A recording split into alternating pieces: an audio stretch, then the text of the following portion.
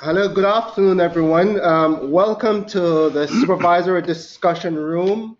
This is the 12th in our series. This afternoon, we're going to be speaking a bit about fraud and misconduct. We have a distinguished speaker, Mr. Richard Bowen.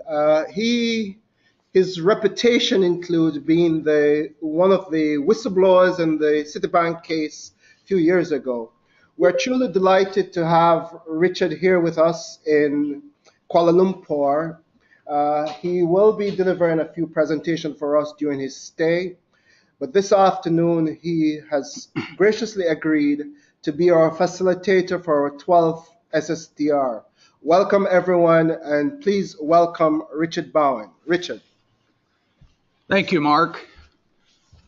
Distinguished ladies and gentlemen, as Mark mentioned, my name is Richard Bowen. I am presently a professor of accounting at the University of Texas at Dallas. However, I also have a 35-year career and experience in banking. And going into the last financial crisis, I was a senior vice president at Citigroup. Now, Citigroup, as you probably know, was one of the largest banks ever to be having to be bailed out by a government. And in fact, the United States government wound up bailing them out in 3 separate bailout transactions, culminating with a total of $350 billion in capital and toxic asset guarantees. And at the conclusion of these, the United States government owned 36% of the world's largest bank, Citigroup. So we're going to talk a little bit today about my experiences at Citigroup, but we're also going to broaden out. And we're going to talk about financial crises. And we're going to talk about a particular type of fraud that we identified in the United States that actually contributed greatly to the 3 most recent financial crises that the United States has experienced, such that hopefully you will have an understanding of this type of fraud and perhaps can identify it in your own countries and control it before it also leads to a crisis in your own countries. In early 2006, I was given a huge promotion. I was responsible to make sure that the $90 billion a year that we were purchasing from other banks and mortgage companies in mortgages met our policy guidelines. Now, we had a subprime area. In the subprime area, we were purchasing huge pools of mortgages. And I discovered that someone very high up the chain of command, a chief risk officer, was changing my underwriters' decisions. He was changing them from turn down to approved. And based upon that, Citigroup was purchasing these huge pools of mortgages over my specific objections. Now, there was another area we did $50 billion a year in. And this is where we were buying one mortgage at a time. And as Citigroup would buy these mortgages, they would turn around and they would sell them. They would sell them to Fannie Mae, Freddie Mac, or mortgage securitizations. And when they sold them, they would give their guarantees.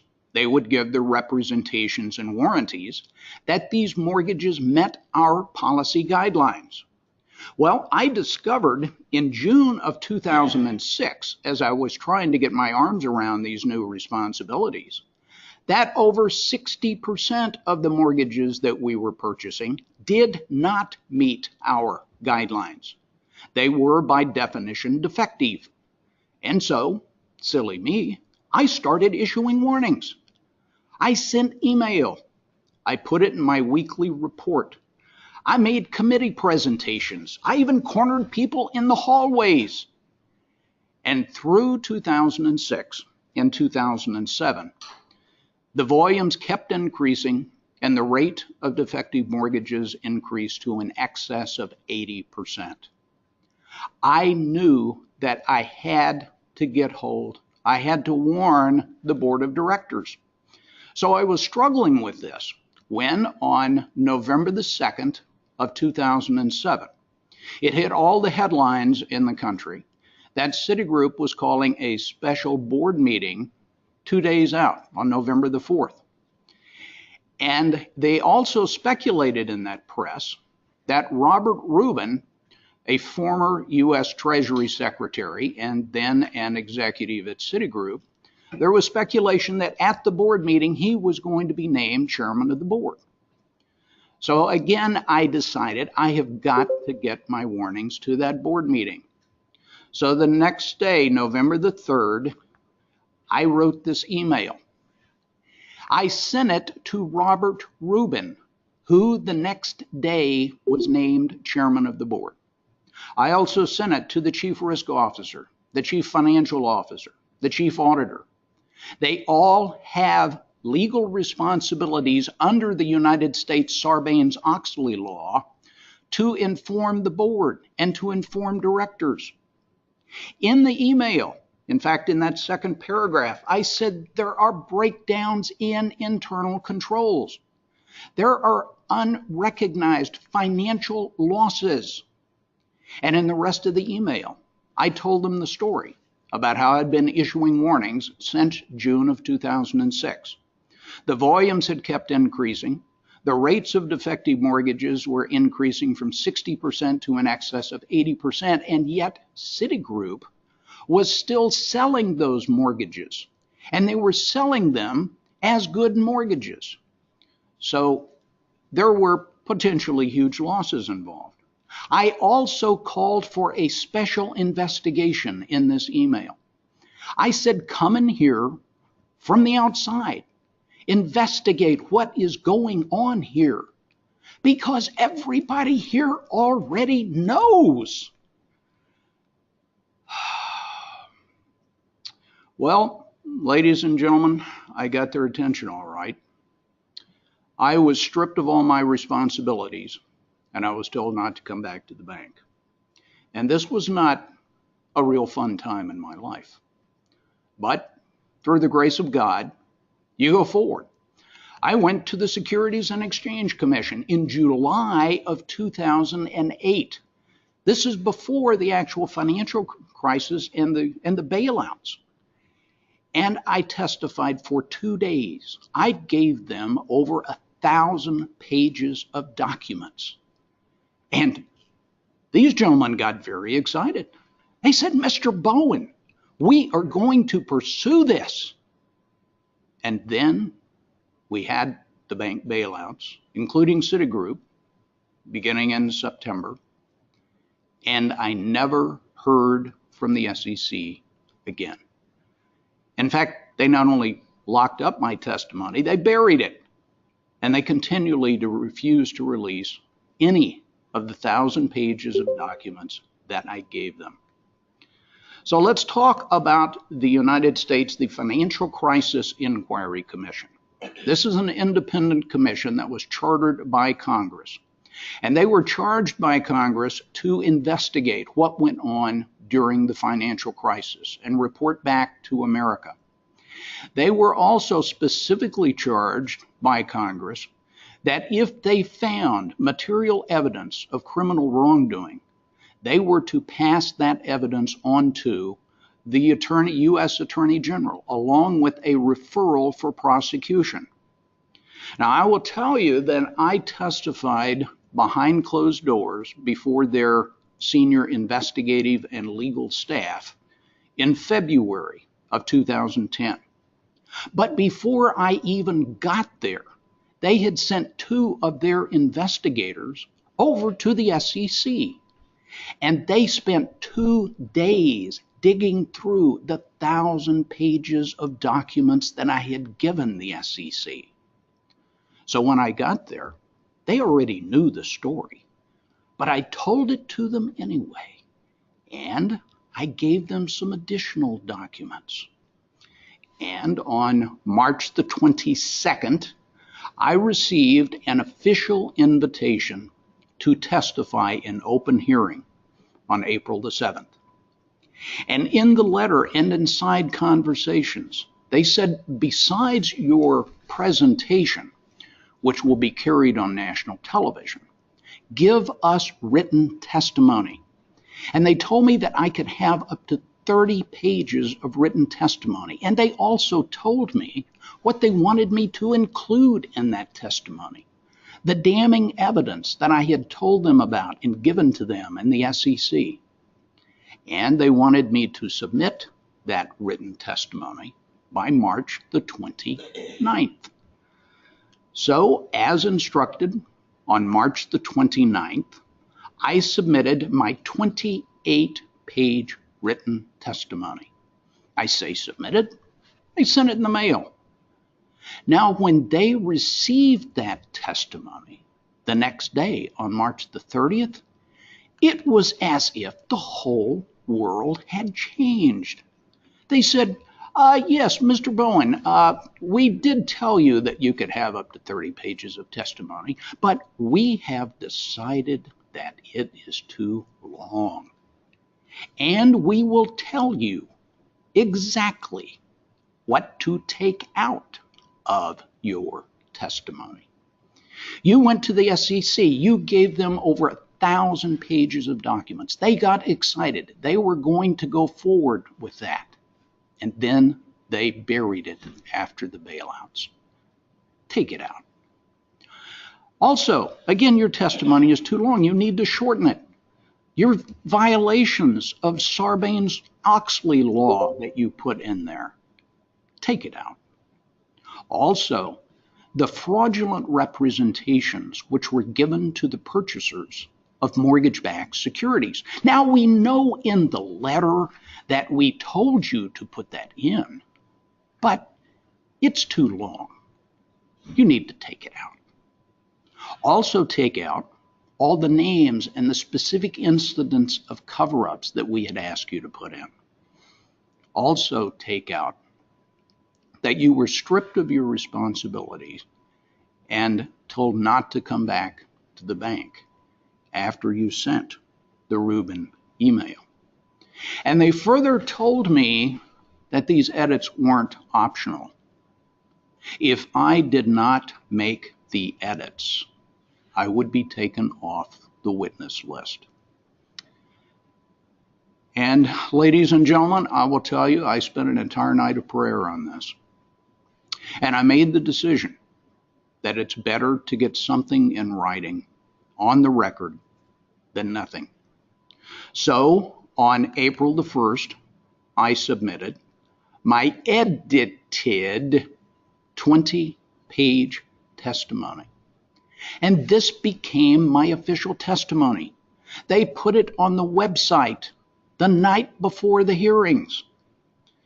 Now, do I know what happened between March the 29th, when I had been told very specific testimony to put in the mail, and March the 30th, when they received it, and it was just as if the whole world had changed? Do I know what happened? No, of course I don't know. But I do know that on March the 29th, after I had put my written testimony in the mail, this hit all of the headlines in the country.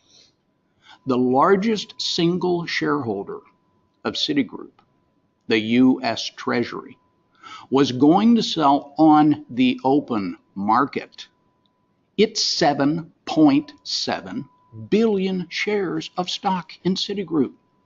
And this was good news, folks, because not only did the bailout save the country, but the United States Treasury was going to make a profit of $7.5 billion on it. If, however, the price of the stock stayed high. The price of the stock had to stay high to make the profit that was in the headlines. Now, do I know that this had anything whatsoever to do with the independent congressional commission? No, certainly I don't know that, ladies and gentlemen. but I do know it happened. Look it up. So let's go to the hearing.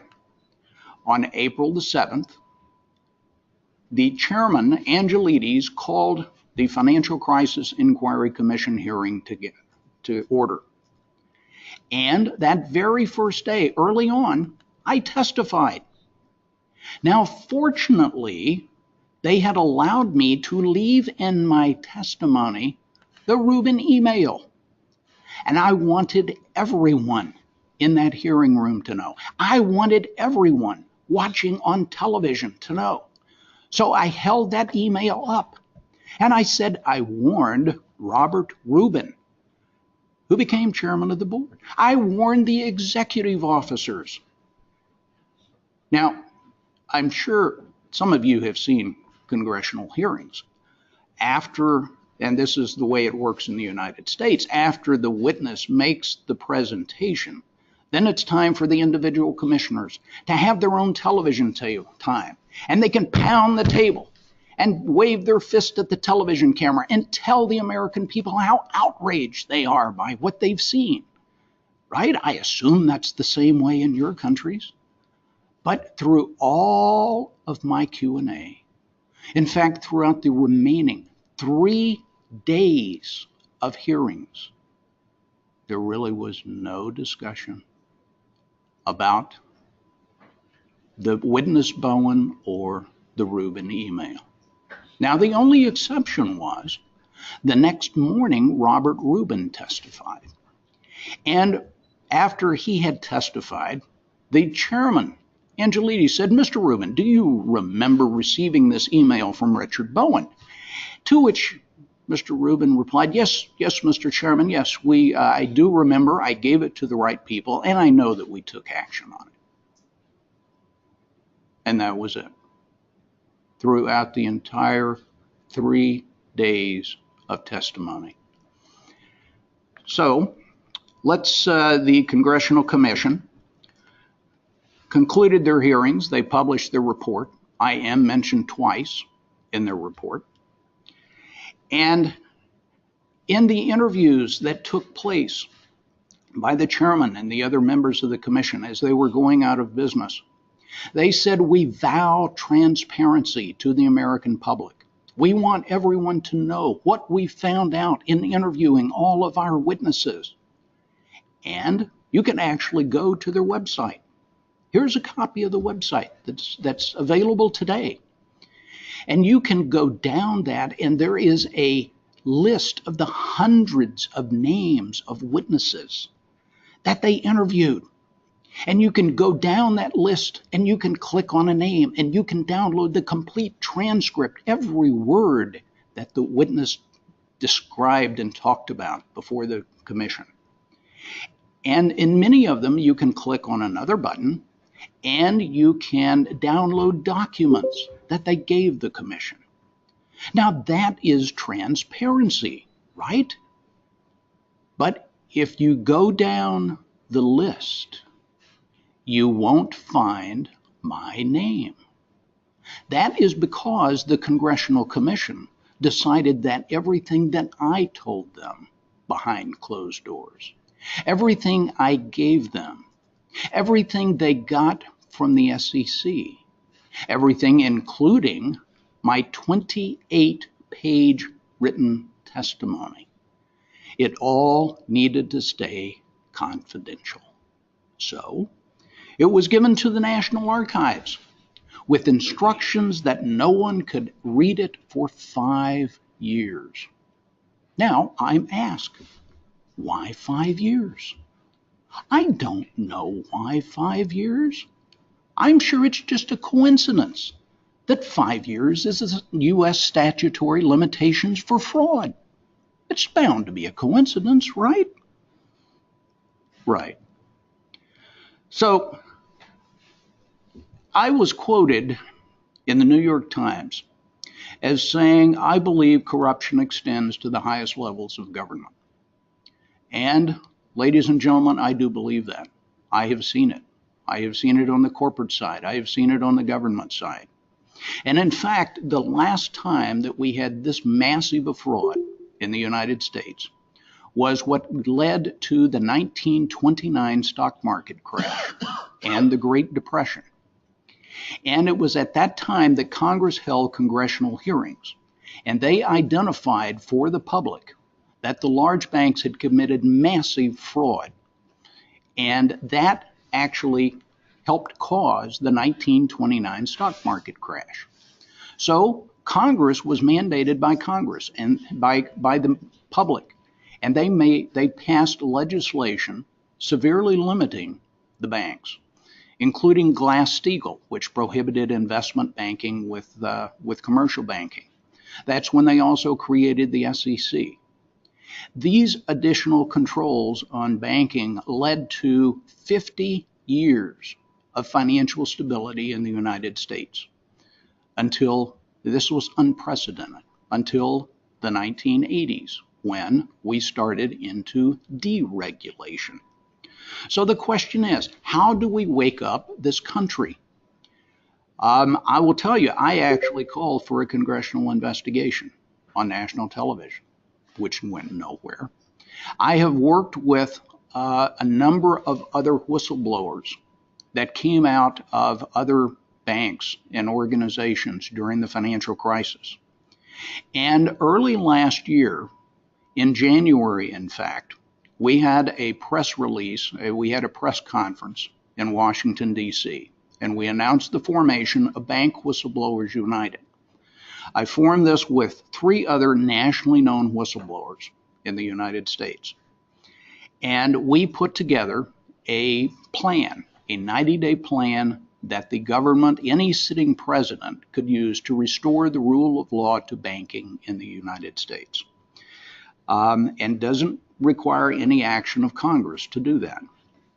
Now, this hasn't gone anywhere yet, although there certainly has been some press. But we are going to continue. And in fact, we have other plans that we're developing, again, in an attempt to wake this country up as to what is going on. So let's go back to the congressional investigation. The Congressional Commission, as you may recall, locked up all the documents for 5 years. Now, guess what? The 5 years was up last year. And the National Archives started releasing some of the documents from the Financial Crisis Inquiry Commission. And a number of people have gone into those documents and reviewed specifically the minutes of the meetings. And they identified that the Congressional Commission actually fulfilled its legal mandate from Congress. If they saw material evidence of criminal wrongdoing, they were to pass that evidence on to and make a referral to the U.S. Attorney General. And it was discovered in going through that the Financial Crisis Inquiry Commission actually made 11 separate criminal referrals and sent those along with all of the evidence to the Attorney General. One of those criminal referrals was based solely on my evidence and testimony that I gave the commission. So they sent it all over to the Attorney General, and obviously no one has yet been held accountable. So let's, at this point, we had discussed earlier that we were going to talk about Citigroup. Thus far, we've talked about Citigroup. Now we're going to broaden the discussion. We're going to talk about financial crises in the United States. And we're going to discuss a particular type of fraud. But first of all, we talked earlier that in the Great Depression, they implemented controls on banking, and that led to 50 years of financial stability. Up until the 1980s, we now have, and these are called the modern era frauds that we've incurred in the United States. These occurred within 20 years of each other, almost back to back in the United States. And we have identified that there was a specific type of fraud associated with these. It's called an accounting control fraud. And it's been determined that accounting control fraud was epidemic in each one of these financial crises. So if you, ladies and gentlemen, are going to truly understand our crises and what caused them, and hopefully be able to identify those that exist within your country, so that hopefully you can avoid your own financial crisis, which inevitably follows a massive epidemic of control fraud. Now, accounting control fraud has been widely studied. It was originally documented and studied by a man by the name of George Akerlof. George Akerlof was a Nobel Prize winner for his writings in economics. And he studied the 1980s financial crisis. And he identified and actually gave the name to the accounting control fraud. There's another individual by the name of Bill Black. Bill Black, as you may have noticed on an earlier slide, is actually one of my fellow co-founders of Bank Whistleblowers United. And in fact, Bill Black is uniquely qualified to do his analyses of the 1980s and the subsequent crises, because in the 1980s, he was one of the regulator prosecutors for the U.S. government. And his team actually made over 30,000 criminal referrals to bankers in the 80s. And in fact, Bill Black was instrumental in over 800 senior executives in banking being convicted and sentenced to prison, over 800 in the 1980s. And that crisis was significantly less than we've had with regard to costs that we've experienced lately. Even Paul Volcker, the former chairman of the Federal Reserve in the United States, he was chairman of the Federal Reserve during the 1980s. He has publicly praised Bill Black's writings and his determinations of the fraud that occurred. And he said there are many, many lessons that people need to learn from these writings in understanding the fraud. Because Bill Black actually expanded his book in 2013 to include the WorldCom Enron era, as well as the most recent financial crisis.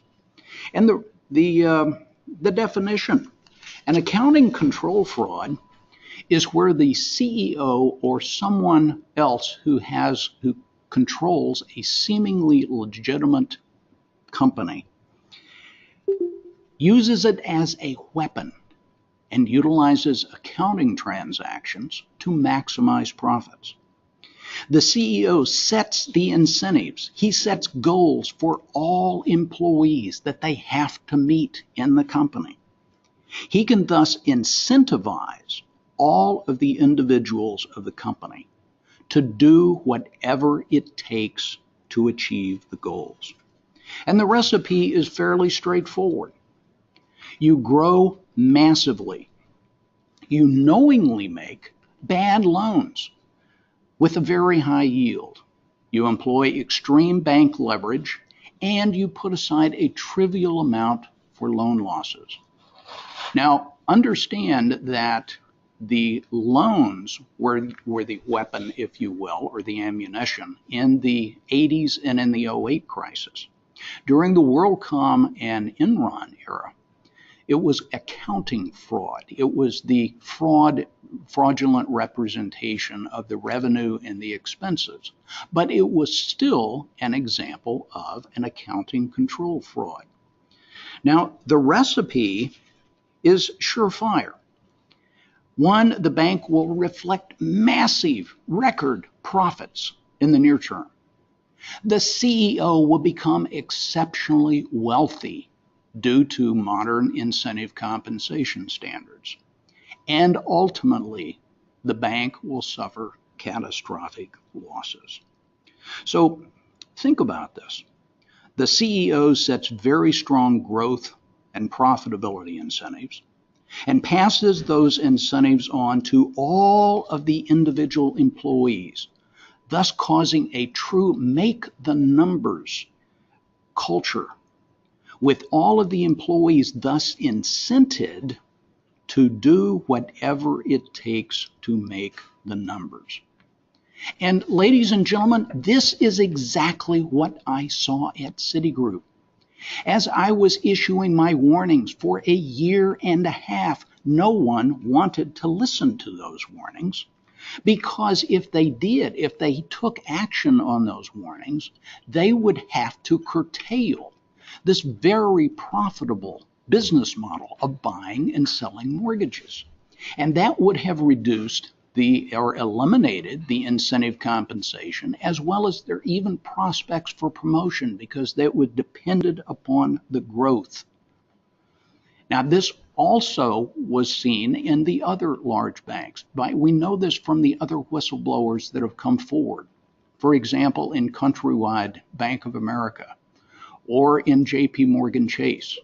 This is exactly the same schemes that were going on in many of the large banks. So now that you have a feeling for what an accounting control fraud is, let's talk about a more recent example that maybe you guys would relate to. How about Standard Chartered? In Standard Chartered, the name of the game was money laundering. Now, understand, the company set very strong goals that everyone had to meet. And investigations have shown that this resulted in groups of employees that actually coached their clients to lie whenever interfacing with the bank. Evidence also shows that they established systems to train their employees on how to not ask the right questions. And in fact, they trained their employees to input specific codes and routing numbers that they knew would not raise red flags. These would fall between the cracks in the monitoring systems for money laundering. So, accounting control fraud.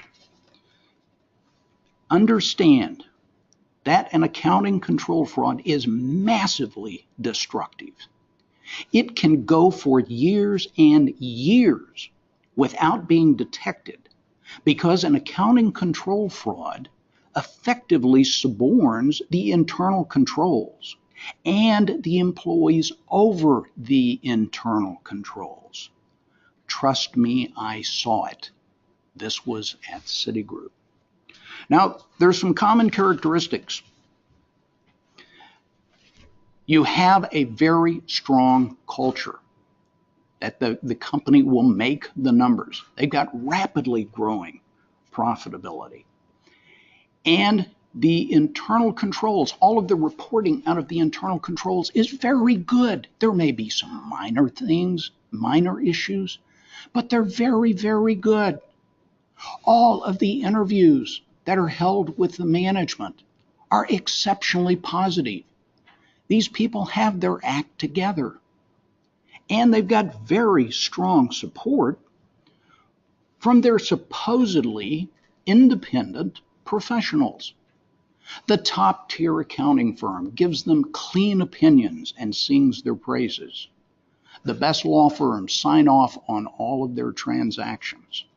The credit rating agencies and the securities analysts sing their praises as being a well-run, very profitable bank, a good investment. That is why an accounting control fraud will go for years without being detected. So understand that there are typically no visible normal signs of fraud that you will find with any of these accounting control frauds. In fact, it all seems too good to be true. So, what should you do? Train your employees. Make sure everyone understands the control fraud recipe and the dynamics of a control fraud. Now, be questioning. You don't have to be rude, but you don't necessarily have to accept on the face value management's explanations that are given to you. Now, I will tell you that I saw many instances where at Citigroup, the auditors and others stumbled over incidents of fraud, and that was going on within Citigroup. And they would dutifully ask the questions, what is this? But they wouldn't take the time to truly think through the explanations that were given to them and ask a few additional clarifying questions. Because if they had taken the time, they would have realized that they were being lied to by management, including a chief risk officer that was covering it up.